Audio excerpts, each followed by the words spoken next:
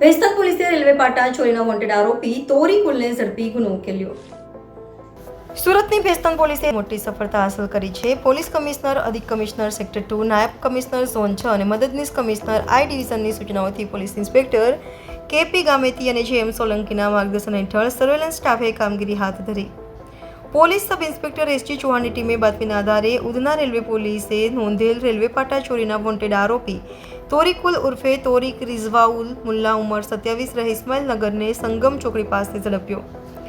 તોરીકે કબૂલ્યું કે 21 ફેબ્રુઆરી 2025ના રોજ તેણે રાહુલ ઉર્ફે રબી ઉલ સાથે ભેસ્તાન રેલવે લાઇનમાંથી 7 પાટ ચોર કરી ટેમ્પો ભર્યા હતા. પોલીસથી ભાગતી વખતે રાહુલ પકડાયો, જ્યારે તોરીર ફરાર થયો હતો. ગુનો ઉધના CR નંબર 4/2025 હેઠળ નોંધાયો હતો.